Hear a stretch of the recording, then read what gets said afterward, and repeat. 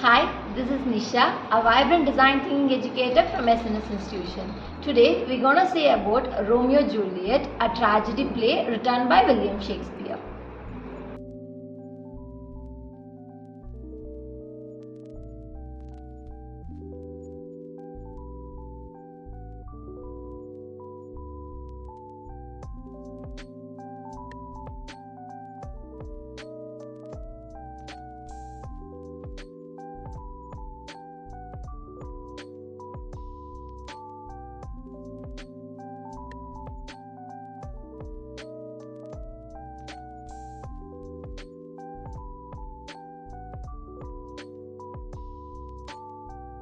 A chorus gives an overview of the play's events. Two noble Verona families, the Montagues and Capulets, have an ancient grudges that has lately escalated.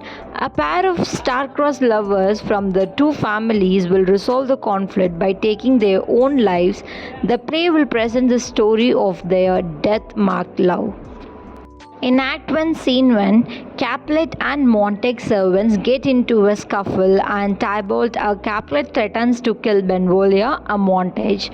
When Prince Escalus sees the brawl, he warns the two families that Capulet and Montague will forfeit their lives if they keep stirring up conflict in Verona.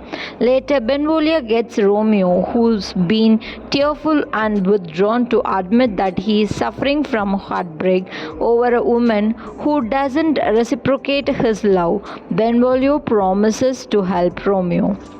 In Act 1, Scene 2, Capulet and Montague agree to a truce.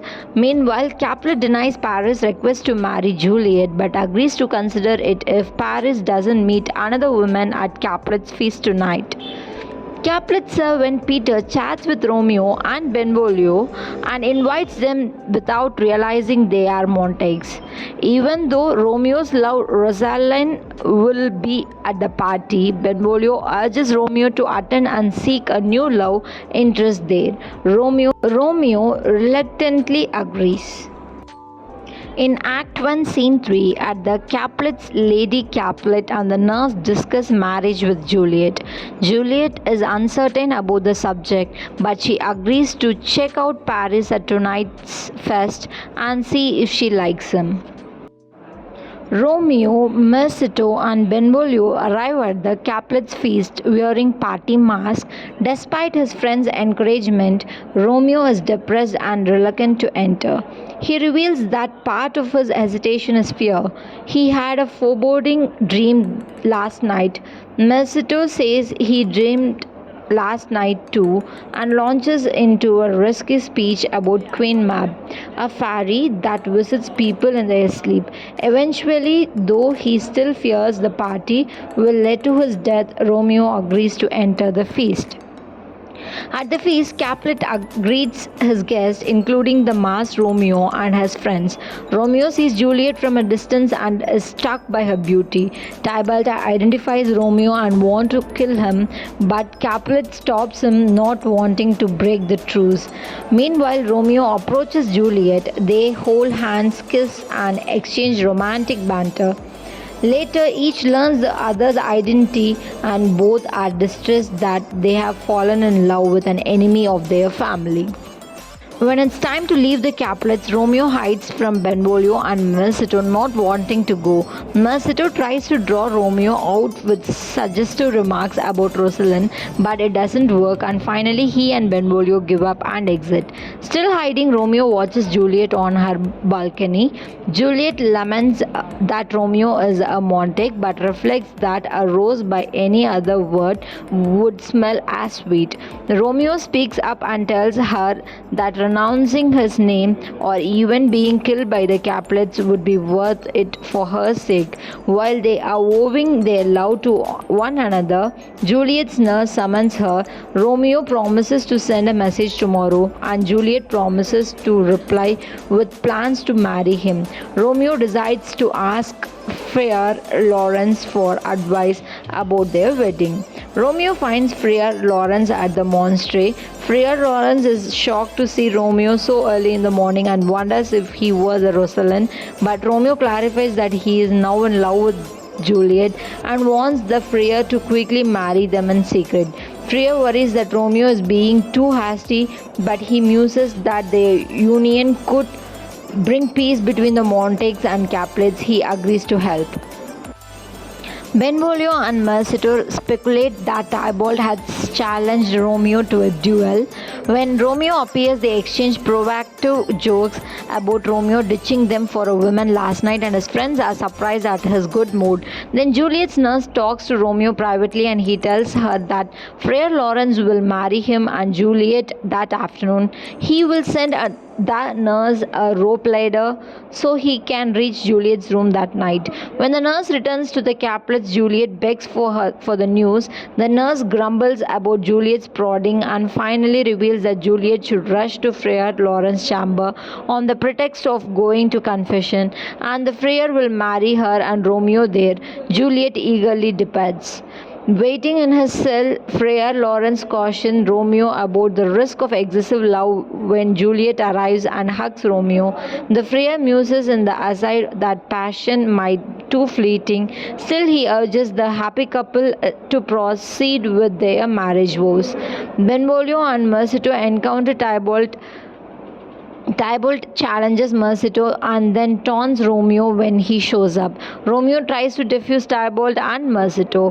When Prince Escalus hears what happened, he decides to exile Romeo for the killing instead of executing him. In her room, Julia waiting longingly to consummate her marriage with Romeo that night. When the nurse arrives with Romeo's rope ladder, Juliet learns of her cousin Tybalt's death.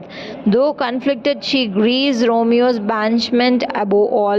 The nurse promises to quickly fetch Romeo for Juliet. Romeo and humbly promises to marry Paris after all. Capulet then insists on moving up the wedding. Juliet asks her mother and nurse for privacy overnight so she can prepare for her wedding.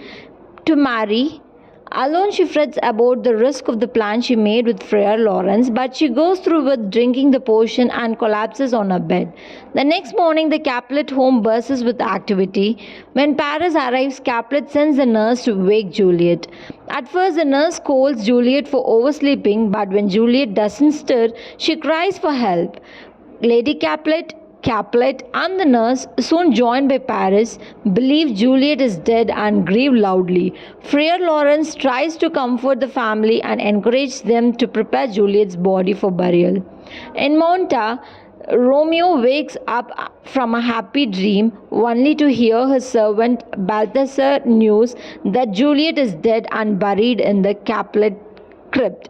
Romeo immediately races off to Verona, determined to lie next to Juliet that night.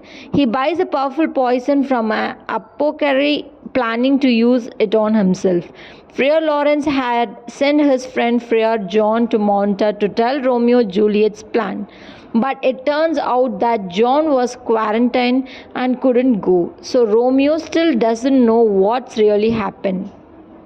Lawrence makes a new plan to break Juliet out of the crypt, hide her, and contact Romeo again. Paris confronts Romeo outside the Capulet crypt and Romeo kills him.